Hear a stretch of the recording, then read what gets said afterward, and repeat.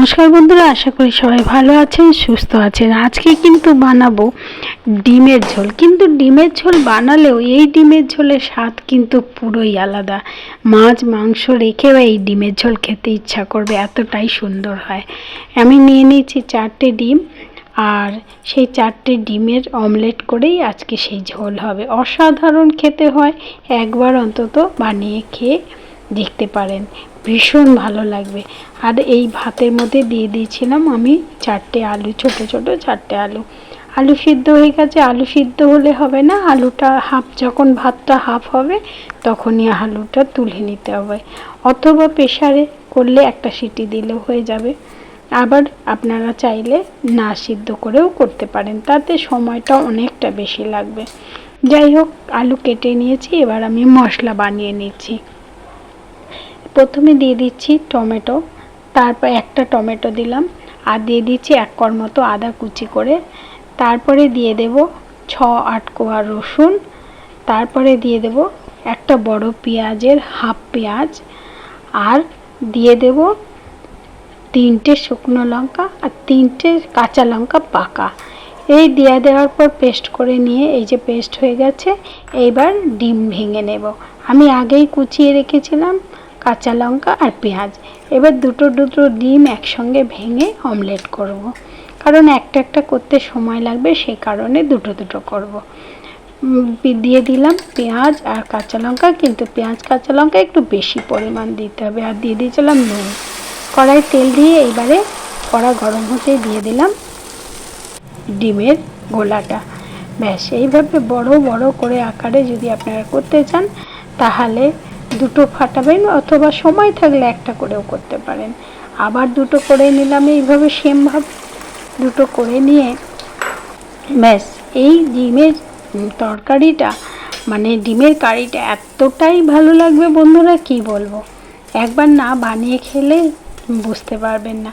এর আগের দিন করেছিলাম, মেয়ে বলল, মা এইভাবেই ডিম করো, আর সিদ্ধ করে করো না, সিদ্ধ করে অত ভালো লাগে না, এই ডিমের ঝোলটা না অসাধারণ লাগে। আমি বললাম ঠিক আছে, তাই হবে বলে এবারে অন্য একটা কড়াই আমি তেল দিয়ে আলুগুলোকে দিয়ে দিলাম, আর নুন হলুদ পরিমাণ মতো দিয়ে দিয়েছি।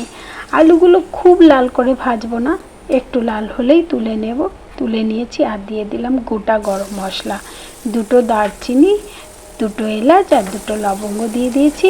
আর এইদিকে দিয়ে দিলাম সেই বড় হাফ পেঁয়াজে রেখেছিলাম সেটার কুচি, হাফ পেঁয়াজ কুচি দিয়ে ভালো করে পেঁয়াজটা একটু লাল লাল হলেই দিয়ে দেব ওই বেটে রাখা মশলা। ব্যাস, মশলাটা একসঙ্গেই বাটা ছিল। আপনারা দেখলেন টমেটো ছিল, পেঁয়াজ ছিল, রসুন ছিল, আদা ছিল, আর ছিল লঙ্কা, সব দিয়ে একসঙ্গে পেস্ট করা ছিল। ব্যাস, ভালো করে ভেজে নিয়ে তারপরে কিছুক্ষণ পরে দেব নুন, হলুদ আর জিরে গুঁড়ো। মশলা দেওয়ার সঙ্গে সঙ্গেই যদি আগেই নুন হলুদ দিয়ে দেন তাহলে কিন্তু হলুদের রঙটা অত ভালো হয় না। মশলাটা একটু কষিয়ে নিয়ে তারপরে হলুদটা দিলে না, হলুদের একটা সুন্দর রঙ হয় আর খুব ভালো লাগে দেখতে। আর দিয়ে দিলাম একটু কেশরি মেথি হাতে ডলে। এবার ভালো করে কষিয়ে নিলাম।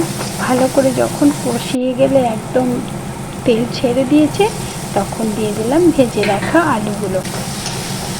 বন্ধুরা, বারবারই বলছি, মাছ মাংস ফেলেও আপনি এই ডিমের ঝোল খাবেন, এতটাই সুন্দর হয়। একবার অন্তত বানিয়ে খাওয়ার অনুরোধ তো রইল। আর দিয়ে দিলাম পাশে গ্যাসে বসিয়ে রেখেছিলাম গরম জল। গরম জল দিলে তরকারির টেস্টটা না অনেকটা বেড়ে যায়। তরকারির জলটা ফুটিয়েও নিয়েছিলাম, নিয়ে দিয়ে দিলাম। এবার ঢাকা দিয়ে দেব। ঢাকা দিয়ে দিলে ভালো করে ফুটে যখন একটু ঝোলটা কমে যাবে, তখন দিয়ে দেব এই ডিমের অমলেটের টুকরোগুলো। দিয়ে দিলাম সব ডিমের অমলেটের টুকরো। দিয়ে দেওয়ার পরে একটু নেড়েও দিতে হবে। একটু নেড়ে চেড়ে দিয়ে আমি একটু দেখেও নিচ্ছি আলু সিদ্ধ হয়েছে কিনা। আচ্ছা, যাই হোক, এইবারে দেখে নেওয়ার পরে তারপরে ঢাকা দিয়ে দিতে হবে। ঢাকা দিয়ে এই তো হয়ে এসেছে, আর একবার দেখে নেব। ব্যাস, হয়ে গেল। এইভাবে যখন এই ডিমের ঝোলটা কমে গেছে, নামিয়ে নিন।